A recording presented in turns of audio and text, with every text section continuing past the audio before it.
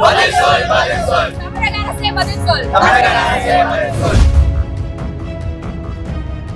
வந்து ஆட்சிக்கு வந்து நிரந்தர பணி பண்ணுவேன்னு சொன்னாரு.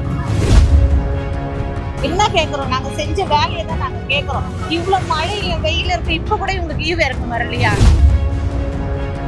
நிரந்தர பணி எங்களுக்கு தரேன்னு சொன்னீங்க, ஏன் அது தரலன்னு தான் நாங்க போராடுறோமே தவிர.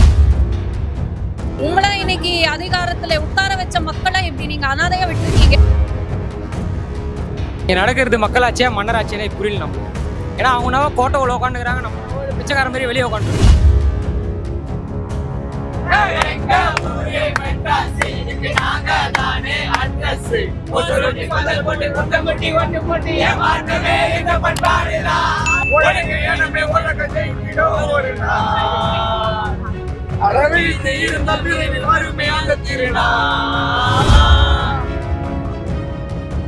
எங்களுக்கு எந்த பதிலும் சொல்ல மாட்டாங்கம்மா. நீங்க போய் ராம்கி நிறுவனத்துல பிள்ளைங்க செய்யக்கூடாது, அதே ஒரு நாள் படிப்பு படிக்க வைக்கணும்ன்றதால நாங்க ஆசைப்பட்டுட்டோம். அதுலயே வந்து மண்ணள்ளி போட்டா எங்களுக்கு எவ்வளவு கஷ்டமா இருக்கு தெரியுமா? அதனால நாங்க இங்க வந்து உட்காந்துருக்கோம். குடுக்குற சாப்பாடு கூட எங்களுக்கு வந்து தொண்டையில வந்து இறங்கலாது. சாப்பாடு இல்லாம, தண்ணி இல்லாம, பாத்ரூம் வசதி இல்லாம இங்க இருக்காங்க. எனக்கு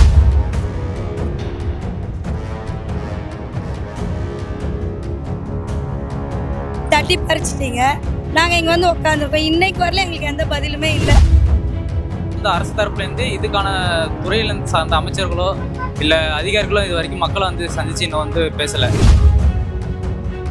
எதுவுமே சொல்லாத, கான்ட்ராக்டை இறக்கி அவங்க வேலை செய்யட்டும், நீங்க வெளியே போகணும் மொட்டையா சொன்னா.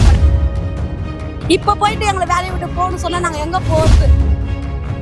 மக்களுக்காக நீங்க பாலிசி மாத்தலன்னா அதுக்கப்புறம் என்ன கவர்மெண்ட், என்ன இது சொன்னீங்கல்ல பண்ணுங்க.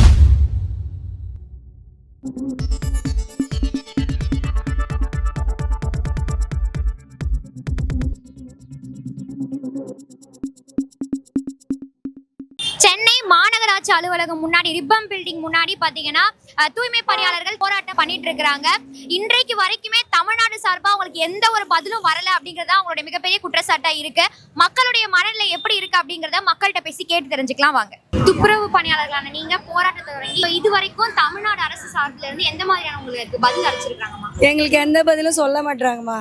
நீங்க போய் ராம்கி நிறுவனத்துல வேலைக்கு சேருங்கன்னு தான் சொல்றாங்களே தவிர மற்றபடி உங்களுக்கு பணி நிரந்தரம் பண்றோம், இல்லை உங்களுக்கு ஒரு தொகுப்பூதியம் போடுறோம், அந்த மாதிரி எதுவுமே சொல்ல கிடையாது. எங்களுடைய கேஸும் கோர்ட்டுக்கு போகுது, அதுவும் ஒன்றும் ஜட்ஜெல்லாம் ரொம்ப ட்ரை பண்ணுறாங்க. எங்கள் அட்வொகேட்லாம் அதுவும் ஒன்றும் வேலைக்கு ஆகலை. அவங்களும் வந்து ராம்கி கான்ட்ராக்டில் தான் போய் சேர்ந்து வேலை செய்யணும் அப்படின்னு சொல்கிறாங்க. இன்னதான் இதுக்கு முடிவு வரும்னு எங்களுக்கே தெரியலம்மா. 1ஆம் தேதி ஸ்டார்ட் பண்ணுது, இதுவரை யாரும் நடவடிக்கை எடுக்கல.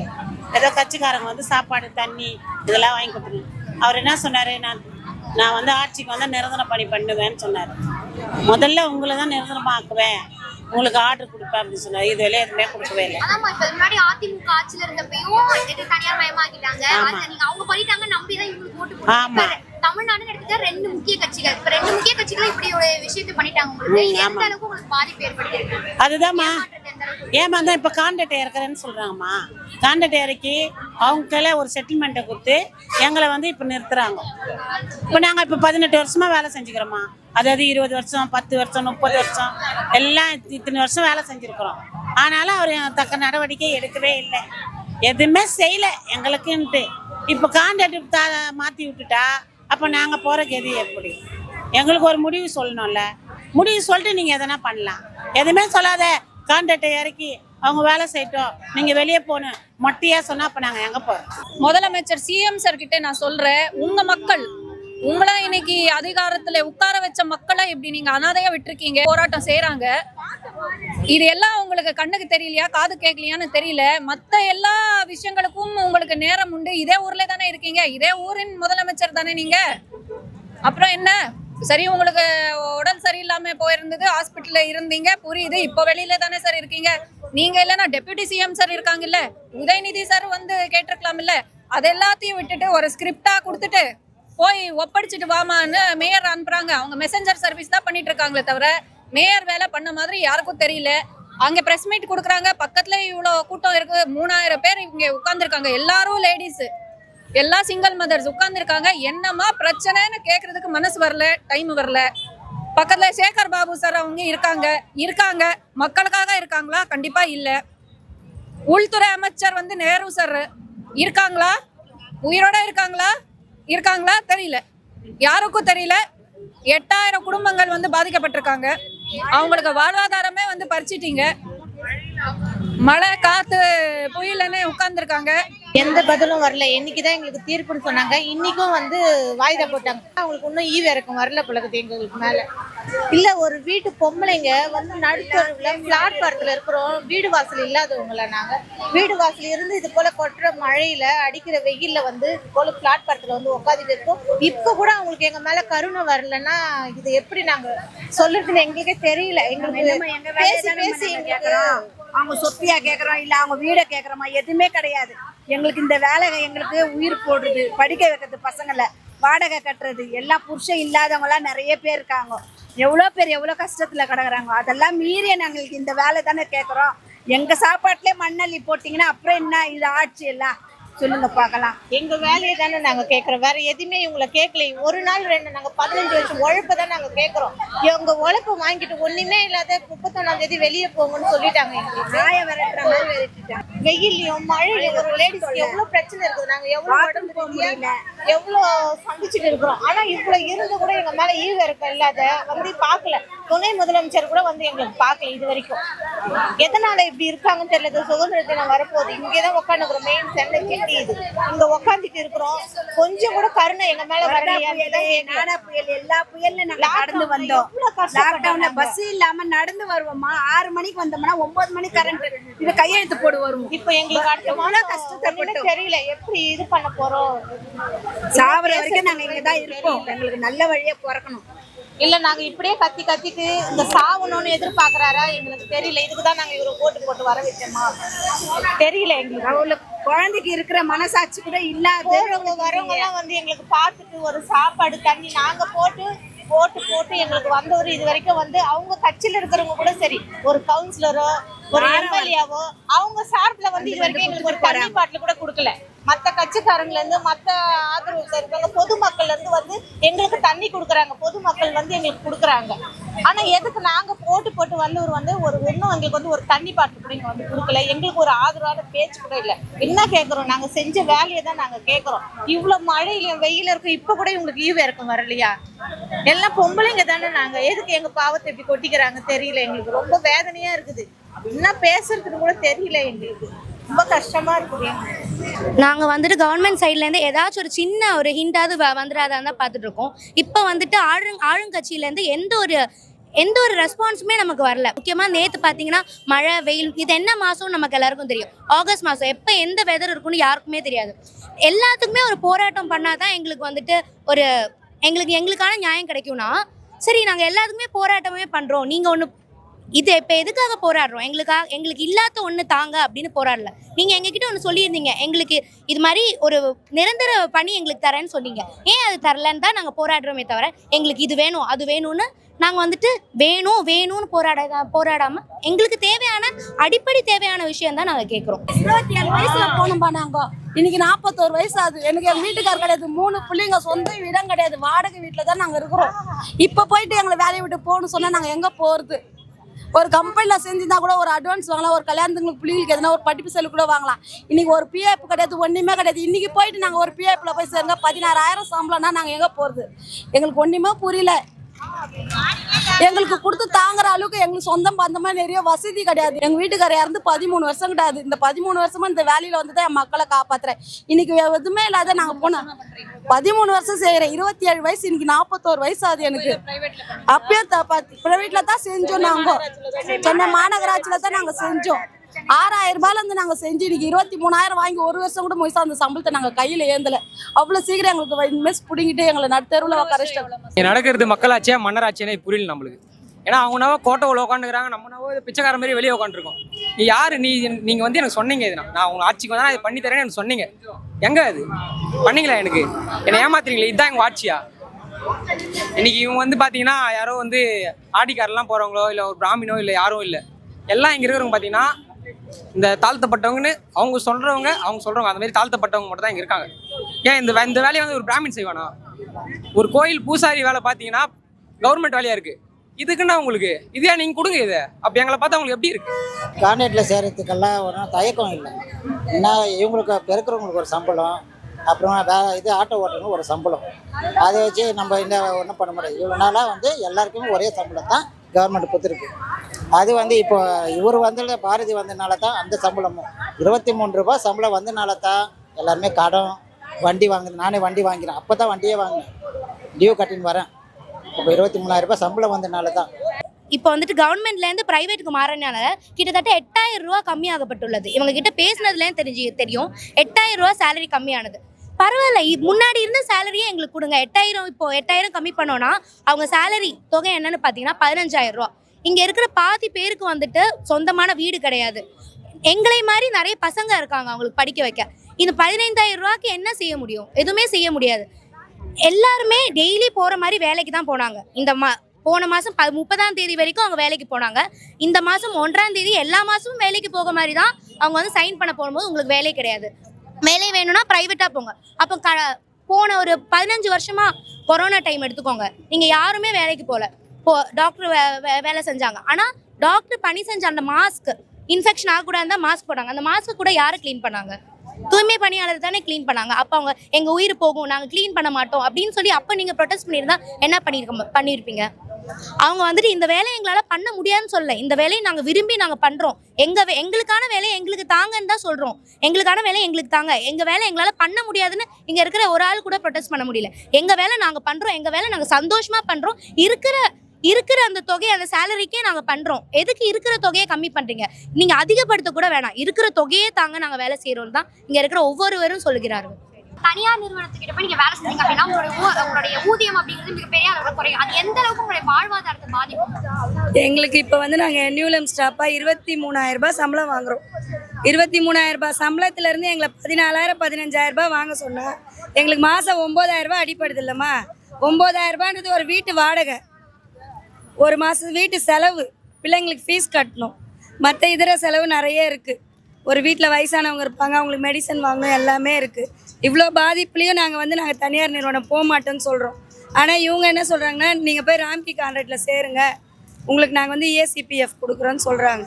இவ்வளோ வருஷமாக எங்களுக்கு கொடுக்க வேண்டியதானே ESCPF, இப்போ ஏன் கொடுக்குறேன், போய் இந்த நிறுவனத்தில் சேருங்கன்னு ஏன் எங்களை கட்டாயப்படுத்துறீங்க? நாங்கள் 1ஆம் தேதி வேலைக்கு போனோம், எங்களுடைய வேலை இல்லைன்னு தட்டி பறிச்சிட்டிங்க. நாங்கள் இங்கே வந்து உட்காந்துருக்கோம், இன்னைக்கு வரல எங்களுக்கு எந்த பதிலுமே இல்லை. 16ஆம் தேதி எங்கள் வீட்டுக்காரர் செத்துட்டார் ஆட்டோட்டக்கில். இந்த பிரச்சனைக்கோசம் நாங்கள் ஓடியாடுறேன். ஏன்னா இந்த எங்கள் வீட்டுக்காரர் தான் பாதியில் கடை அதை மீறி நான் வந்துக்கிறேன்னா அது என் வேலை விஷயத்துக்கோசம் தான் நான் வந்துக்கிறேன். இந்த 20ஆம் தேதி என் பையனுக்கு கல்யாணம், திடீர்னு ஆட்டோ அட்டாக்கில் செத்துட்டாரு எங்கள் வீட்டுக்காரரு. 16ஆம் தேதி அவ்வளோ மீறி நான் வந்துக்கிறேன். எங்களுக்கு ரொம்ப கேட்கல இவங்க இது பண்றாங்க. எங்களுக்கு சம்பளம் குறைஞ்சபட்சம் இப்பதான் போராடி எங்களுக்கு 250 ரூபாய் சம்பளத்துல இருந்து நாங்க வேலை செஞ்சுட்டு இருக்கோம். நாங்க போராடி வருஷத்துக்கு 13 ரூபாய் 14 ரூபாய் தான் ஏத்திட்டு வந்தாங்க. போராடி இப்பதான் இவங்க எங்க சங்கத்துக்கு அப்ப பாரதி வாங்கி கொடுத்தாரு. 1 வருஷம் கூட அவ்வளவு 23,000 ரூபாய் சம்பளம் 6 மாசமா தான் நாங்க வாங்குறோம். இதுலயே அங்க பொழப்புல மண்ணள்ளி போட்டு இன்னைக்கு எங்களை நடுத்தருவில் எடுத்து உட்கார வச்சு உங்க வேலையை தானே நாங்க கேட்கிறோம், வேற எதுவும் நாங்க இருக்கிறோம். வந்தா நல்லதான் செய்வாங்க கேட்டோம். ஆனா அடுத்த அந்த ஆட்சி கேக்குறாங்க 10 ஜோனல் விட்டாங்க. அவங்க 10 ஜோனல் விட்டாங்க தானே உங்ககிட்ட கோரிக்கை வச்சோம். நீங்களும் வந்து அவங்கள மாதிரி பண்ணதுக்கு நாங்க ஓட்டு போட்டு இப்ப எங்க குடும்பம் 2000 குடும்பத்துல 10 பேர் எங்க குடும்பத்துல அந்த 10 பேரும் வந்துட்டு ஒரு விஷயமா ஓட்டு போடுவாங்க. ஆனா நாங்க சொன்னது என்ன, எங்களுக்காக ஓட்டு போடுங்க, வந்தா எங்களுக்கு நல்லது செய்வாருன்னு சொல்லி எங்க குடும்பத்துல இருக்கிறவங்க சொல்லி எல்லாருமே போட வச்சோம். அந்த வாட்டி ஓட்டு நாங்க என்ன நீங்க வந்து நல்லது செய்வாங்க கோரிக்கை உங்ககிட்ட தான் வச்சோம். அந்த 10 ஜோனல் விட்டுட்டாங்கன்னு உங்ககிட்ட வச்சதுக்கு நீங்க என்ன சொன்னீங்க, நான் வந்தா உங்களுக்கு நான் செய்யறேன்னு சொன்னீங்க. இப்ப அவங்க பண்ண தப்பதானே நீங்க பண்றீங்க. கேட்டா அன்னைக்கு 10 ஜோனல் விட்டோம், ஒண்ணுமே கேட்கலையே, இன்னைக்கு 2 ஜோனலுக்கு போராட்டம் பண்ணா அப்ப எங்களை வச்சு கட்சி வியாபாரம் நடத்துறாங்களான்னு தான் தெரியல. இவங்க போட்டி போடுறதுக்கு நாங்க ஏழைங்க இல்லாதப்பட்டவங்கள தானே கிடைச்சோம். வந்து என்ன வேலை இது, ரோட்ல குப்பை ஆடுற வேலை, இந்த வேலையை வந்து எங்களுக்கு பறிக்கிறாங்க.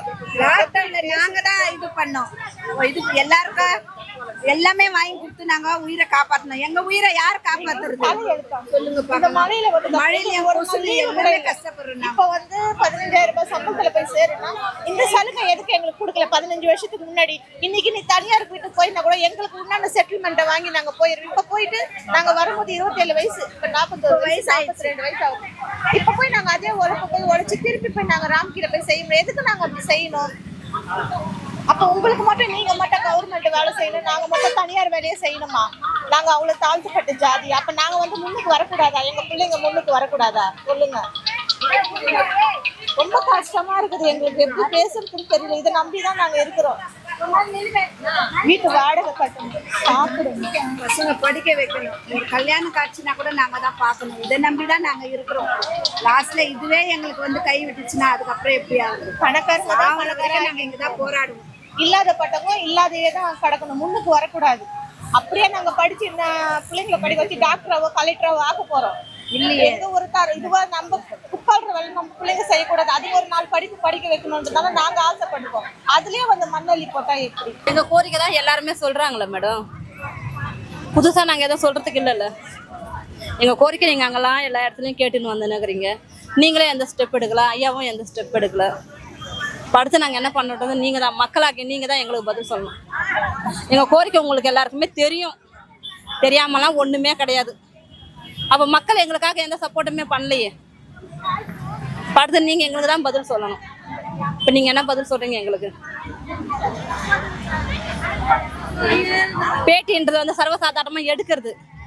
நாங்கள் பதில் சொல்கிறதுக்கு எங்களுக்கு எவ்வளோ கஷ்டமாக இருக்குது தெரியுமா? இன்றைக்கோட 11 நாளாக நாங்கள் இங்கே வந்து உட்காந்துருக்கோம். கொடுக்குற சாப்பாடு கூட எங்களுக்கு வந்து தொண்டையில் வந்து இறங்கல. அது பாருங்கள், எல்லாருமே அங்கே கொட்டி வச்சுருக்கோம் பாருங்கள். கடமைக்கு ஏதோ கொஞ்சம் எடுத்து சாப்பிட்றோம், அவ்வளோதான். எங்களுக்கு வேலை இருந்திருந்தா எங்கள் குடும்பமே சாப்பிடுமே. எங்கள் வயிற்றுக்கு மட்டும் நாங்கள் சாப்பிடல, எங்கள் குடும்பத்துக்கு தான் நாங்கள் வந்து கஷ்டப்படுறோம். இப்போ எங்கள் குடும்பத்தானா இழந்துட்டு இத்தனை பேர் வந்து உட்காந்துருக்காங்களே, இப்போ இவங்களுக்கெல்லாம் யார் பதில் சொல்லுவா? இப்போ நீங்கள் அடுத்து என்ன முடிவு பண்ணலான்னு இருக்கீங்க ஐயா? எங்கள் தரப்பில் நீங்கள் யாராவது பேசியிருக்கீங்களா? இல்லை எங்கள் தரப்பில் நீங்கள் மக்களை எல்லாரும் பேசியிருக்கீங்களா? நீங்கள் பத்திரிக்கையாளர் நீங்கள் எதாவது பேசியிருக்கீங்களா? நேற்று சேகர் பாபா ஐயா வந்தார், உங்களை கிட்ட கூட சேர்க்காத அளவுக்கு விரட்டுறாரு.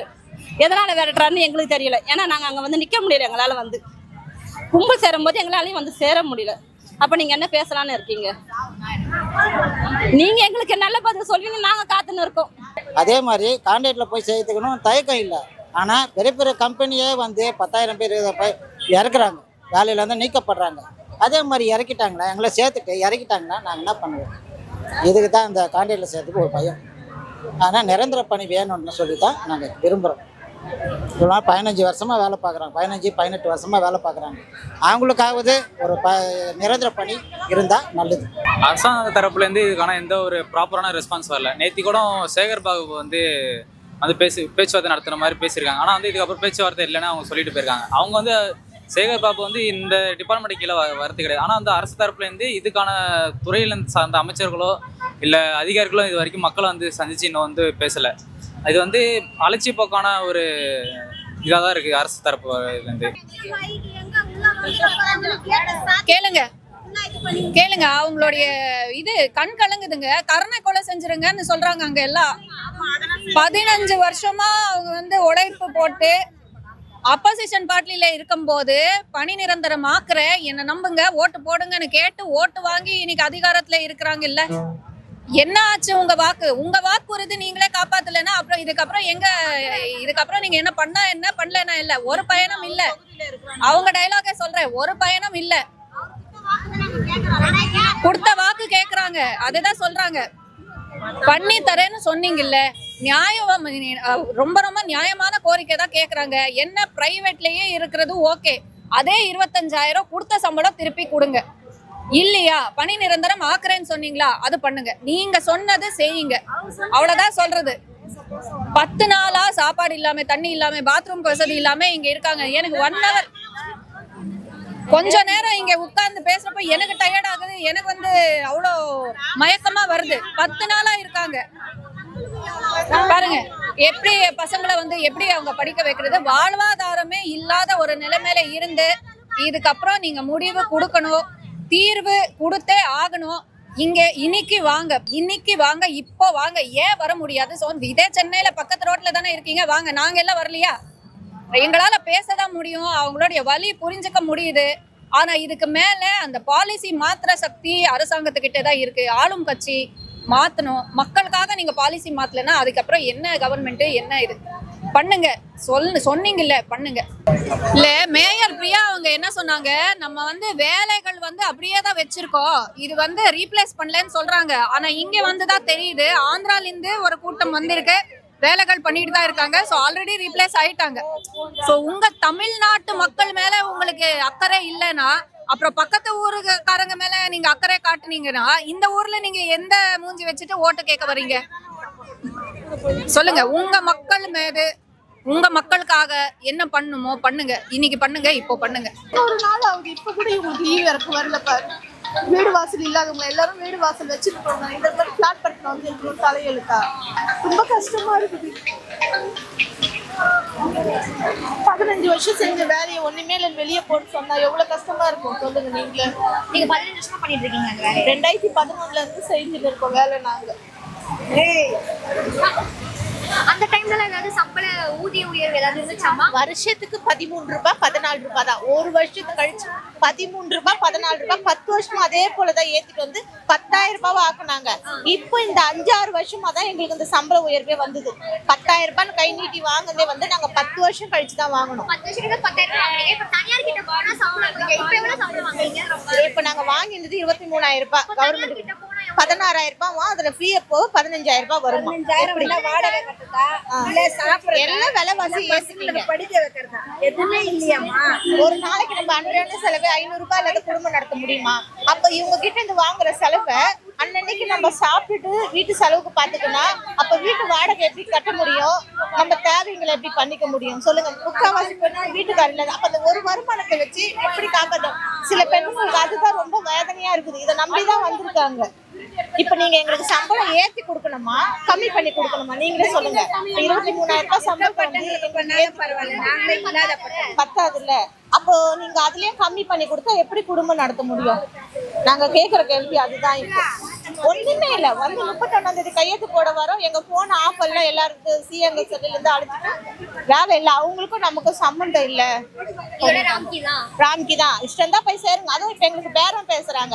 3,000 ரூபாய் கொடுத்தா உங்களுக்கு வந்து புதுசா ஜாயின் பண்றவங்களுக்கு வந்து என்னன்னா நாங்க நேத்து தான் வேலைக்கு வந்த மாதிரி எங்களுக்கு 3,000 ரூபாய் கொடுத்தா நாங்க போய் ஜாயின் பண்ணலாம். அவங்க 3,000 ரூபாய் புதுசா நாங்க போய் சேர்றவங்களுக்கு பேசுறாங்க. வாங்க இன்னைக்கே வந்து சேர்ந்துட்டீங்கன்னா உங்களுக்கு 3,000 ரூபாய் தரோம். எதுவுமே வேணாம் எங்களுக்கு. இந்த தொழில் எங்களுக்கு எதுக்கு நாங்க ஏன் தனியார் கிட்ட போய் எங்கெந்தோ வெளிநாட்டுல இருந்து வரவெல்லாம் நம்ம நாட்டுல பொழைக்கிறோம். அப்ப நம்ம நாட்டுல இருக்கிறவங்களுக்கு வேலை இல்லையா சொல்லுங்க? வெளியில இருந்து இந்திக்காரன் வரான், அவனுக்கு இங்க வேலை கிடைக்குது. நாங்க பிறந்து வளர்ந்து இந்த தமிழ்நாட்டுல எங்களுக்கு வேலை இல்லாத நாங்க எதுக்கு வெளிநாட்டுக்காரங்க கிட்ட போய் வேலை செய்யணும்? வெளியாளுகிட்ட எதுக்கு வேலை செய்யணும் சொல்லுங்க? எங்க வேலையை தானே நாங்க கேக்குறோம். எங்களை எதுக்கு விக்கிறீங்க நீங்க? எங்க வேலையை எங்களுக்கு கொடுங்க. அப்ப அவங்க சொன்ன வாக்குறுதினா அப்ப நீங்க சொன்ன வாக்குறுதினா அப்ப நீங்களே தான் நல்லா இருக்கணும். நாங்க இப்படியேதான் கஷ்டப்பட்டுட்டு இருக்கணும். இதனால ஆதங்கத்துல வந்து எவ்வளவு பேசுறாங்க. எங்களால கண்ட்ரோல் பண்ண முடியல. எங்களால இப்ப எங்க நிலைமெல்லாம் இன்னும் அடுத்த மாசம்னா ரொம்ப மோசமாயிடும். எங்க நிலைமெல்லாம் என்ன ஆகும் தெரியல. இந்த மாசம் இந்த 11 நாள் வந்துச்சு. நாங்க இங்கதான் உட்காந்துட்டு இருக்கோம் வேலை வெட்டி இல்லாத. ரொம்ப கஷ்டமா இருக்குது. நாளைக்கு எலெக்ஷன்னா இன்னைக்கு நாங்கள் இங்கே போராடிட்டு இருக்க மாட்டோம். ஏன்னா நாங்கள் என்ன கேட்டாலும் பண்ணி தரேன்னு சொல்லுவாங்க. இப்போ எலெக்ஷன் முடிஞ்சிருச்சு, 5 வருஷம் நாங்கள் ஆழ்ந்துட்டாங்க, இனிமேலும் நம்ம ஆழ்ந்துருவோன்ற ஒரு இது. இந்த வாட்டி நாங்கள் இவங்க கிட்ட கேட்டதுலேருந்து நாங்கள் என்ன தெரிஞ்சுக்கிட்டோன்னா, இந்த வாட்டி ஓட்டில் எங்களோட மாற்றத்தை ஓட்டில் நீங்கள் பார்ப்பீங்க. நாங்கள் வந்தா பண்ணுவோம் அப்படிங்கிற மாதிரி திமுக நம்பி கொடுத்தா ஓட்டு போட்டீங்க. எவ்வளவு ஏமாற்றம் அடைஞ்சிருக்கீங்க இதனால? நிறைய அடைஞ்சிருக்கல மேடம். 1-2 இல்லை மேடம், நிறைய அடைஞ்சிருக்கோம். நாங்கள் எந்த ஒரு நன்மையே நடக்கலையா மேடம் எங்களுக்கு? மகளிர்ன்றது வந்து சாதாரண ஒரு உதவி தான். அது ஒருத்தர் கை மாத்திர ஒரு உதவி தான். அது யார் வேணாலும் பெற்றுக்கொள்கலாம். வேற என்ன நன்மை செஞ்சிருக்காரு அவரு? ஒரு நன்மையை நாங்கள் பெறலை மேடம். எனக்கு கணவர் கிடையாது. இன்னமும் இந்த வேலையை நம்பி தான் நாங்கள் வாழ்கிறோம். எங்கள் கூட இருக்கிறவங்களும் அந்த வருமானத்தை வச்சு தான் வாழ்கிறாங்களே. இப்போ எதுவுமே அவங்களை நடுத்தரில் விட்டுட்டு இன்னமும் அவர் என்ன எதுன்னு பேசாமல் அமைதியாகவே இருக்காரு. எதனாலன்றது தெரில. எங்கள் வார்டில் இருந்து கூட எங்களுக்கு தெரிஞ்சவங்க கூட யாருமே வந்து எங்களை பார்க்கல, எங்களை யாரும் ஆதரிக்கலை. நாங்கள் இத்தனை வருஷம் செஞ்சது கூட எங்களை யாரும் வந்து ஆதரிக்கலை. ஒரு நாள் நாங்கள் வரலன்னா கூட அந்த இடம் எப்படி நாரி போகுன்றது தெரியும். அப்போ அந்த இடத்துல கூட யாருமே உங்களுக்கு வந்து ஒரு சப்போர்ட் கூட பண்ணவே இல்லை. அது நாங்கள் ரொம்ப வருத்தப்படுறோம். ஏடிஎம்கே இருக்கும்போது வந்து 10 ஜோன் போயிடுச்சு. இவங்க சொல்லி தான் நான் வந்து என்னை ஆட்சிக்கு உட்கார வச்சிங்கன்னா இருக்கிற மக்களை நான் காப்பாற்றுவேன்னு சொன்னார். அதை நம்பி தான் ஓட்டு போட்டாங்க மக்கள், நாங்களும் போட்டோம். இப்போ அவரே இந்த மாதிரி செய்யும்போது அடுத்த தடவை அவரை நாங்கள் ஓட்டு போட்டு வர வைக்கும் அவசியம் இல்லை. இங்கே ஒருத்தர் 2 ஓட்டு இல்லை, கிட்டத்தட்ட 3000க்கு மேலே ஓட்டு இருக்குது. எங்களுடைய ஓட்டே 3000னா எங்களுடைய குடும்பம் எத்தனை பேர் இருப்பாங்க? அவங்களுடைய ஓட்டெல்லாம் என்ன இருக்குது? ஓட்டை பற்றிலாம் பேசக்கூடாது. இப்ப அரசாங்கம் அப்படிங்கிறது மக்களுக்காக செயல்பட வேண்டிய ஒண்ணா இருக்கு. ஆனா உங்களுக்கான வாழ்வாதாரத்தை வந்துட்டு அழிக்கக்கூடிய வகையில இந்த நடவடிக்கை இருக்குன்ற மாதிரி உங்களுக்கு குற்றச்சாட்டு இருக்கு. இதை நீங்க எப்படி பாக்குறீங்க? இது எப்படி வந்துட்டு இதற்கான முடிவு என்னவா இருக்கும்னு நினைக்கிறீங்க? இதுக்கான முடிவு எங்களுக்கு எங்கள் வேலை வேணுமா? எங்கள் வேலை இல்லைன்னா நாங்கள் இந்த இடத்த விட்டு போகிற மாதிரி இல்லை. அதாவது தனியார்ல போய் வேலை செய்ய மாட்டோம். எங்களுடைய நியூலம் வேலை எங்களுக்கு வேணும், பணி நிரந்தரப்படுத்தணும். அதுதான் எங்களுக்கு ஒரே கோரிக்கை. தொடர்ந்து துப்புரவு பணியாளர்கள் போராட்டத்தில் ஈடுபட்டு வருகிறார்கள். துப்புரவு பணியாளர்களின் போராட்டத்திற்கு பல்வேறு அரசியல் கட்சிகள், அமைப்புகள் ஆதரவு தெரிவித்து வருகிறார்கள். மிக முக்கியமாக திமுக கூட்டணியில் உள்ள கட்சிகள், இயக்கங்களே நேரில் சென்று ஆதரவு தெரிவித்து வருகிறார்கள். ஏன் நாம் தமிழர் கட்சியின் ஒருங்கிணைப்பாளர் சீமான் அவர்கள் கூட களத்திற்கே சென்று மக்களிடம் அவர்களின் பிரச்சனை குறித்து பேசினார். தமிழ்நாட்டின் பிரதான எதிர்க்கட்சியான அதிமுக மிகப்பெரிய அளவில் இந்த பிரச்சனையை அணுகுவதாக தெரியவில்லை. மேலும் ஆளும் கட்சியான திமுகவின் நிலைப்பாடு என்னவோ தற்போது வரை மக்களின் கேள்விகளுக்கு தகுந்த பதிலை கூறாமல் இருப்பதுதான். எதிர்கட்சியாக இருந்தபோது குரல் கொடுத்த திமுக ஆளும் கட்சியாக மாறிய பிறகு தங்களுடைய நிலைப்பாட்டை மாற்றிக்கொண்டதாக மக்கள் குற்றச்சாட்டை வைக்கிறார்கள். மேலும் தமிழ்நாட்டின் மாற்று சக்தி இல்லை, நாங்கள் தான் முதன்மை சக்தி என கூறி வரும் தாவேகா சார்பிலும் போராடக்கூடிய தூய்மை பணியாளர்களுக்கு ஆதரவு தெரிவிக்கப்பட்டுள்ளது. இந்நிலையில் தூய்மை பணியாளர்களுக்கு ஆதரவளிக்கும் வகையில் பனையூரில் உள்ள தாவேகா அலுவலகத்தில் தூய்மை பணியாளர்களை நேரடியாக வரவழைத்து தாவேகா தலைவர் விஜய் அவர்கள் சந்தித்து பேசியுள்ளார். மேலும் இது தொடர்பாக தன்னுடைய எக்ஸ் வலைத்தளத்தில் பதிவு ஒன்றை வெளியிட்டுள்ளார். அந்த பதிவில் அவர் என்ன குறிப்பிட்டிருக்கிறார் என்றால், கொரோனா போன்ற பெருந்துயர் காலங்களிலும், புயல், மழை, வெள்ளம் போன்ற பேரிடர் காலங்களிலும் மக்கள் நலனே முக்கியம் என்று கருதி தங்களின் உயிரை பணயம் வைத்து பணியாற்றியதில் தூய்மை பணியாளர்களின் பங்கு அளப்பரியது. அப்படி அர்ப்பணிப்பு உணர்வோடு பணியாற்றிய தூய்மை பணியாளர்களுக்கு நன்றி கடனாக சென்னை மாநகராட்சியில் தூய்மை பணிகளை தனியாருக்கு தாரை வார்த்து அவர்களின் வாழ்வாதாரத்தை இழக்க வைத்ததே வெற்றி விளம்பர மாடல் திமுக அரசின் சாதனை. தங்கள் வாழ்வாதாரத்தை காக்க தூய்மை பணியாளர்கள் இரவு பகலாக போராட்டத்தில் ஈடுபட்டு வருகிறார்கள். அவர்களின் அற போராட்டத்தை தமிழக வெற்றி கழகம் முழுமையாக ஆதரிக்கிறது என்று பதிவிட்டுள்ளார்.